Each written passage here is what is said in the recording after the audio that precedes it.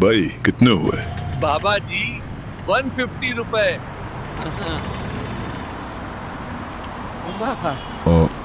बाबा जी ये तो 20 रुपए ज्यादा हो गए। भाई ये तुम्हारे बच्चों के लिए है, अल्लाह का दिया हुआ है, तुम्हारे काम आ जाएगा। दादा जान आपको तो डील करना ही नहीं आती, आप हमेशा ज्यादा दे देते। ये रक्शे वाला 140 में भी मान जाता। अस्सलाम वालेकुम भाई। वालेकुम अस्सलाम बाबा जी। आम लीजिएगा, आज के बिल्कुल ताज़ा है, 150 रुपए किलो। दादा जान ये तो महंगा दे रहा है, बहस करे। बहस नहीं करनी, अल्लाह ने दिया है तो खुशी से दूसरों को देना भी चाहिए। दादा जी ये 20 रुपए ज्यादा है। रख लो भाई, ये तुम्हारे बच्चों की ईद के लिए। दादा जी ये लें आम। शुक्रिया, आम अच्छे।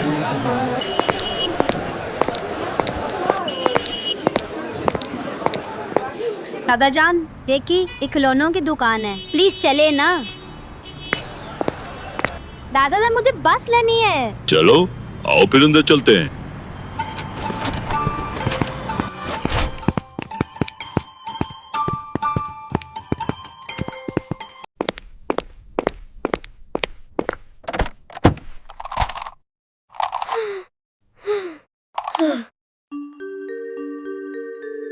अंकल ये बस कितने की है?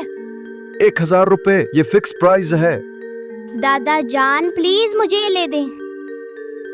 ये लो भाई, अभी लेते हैं।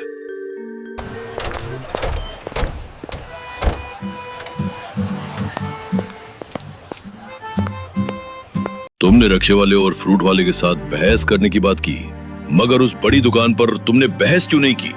दादा जान क्योंकि वहाँ फिक्स प्राइस लिखा हुआ था, बहस का फायदा ही नहीं था।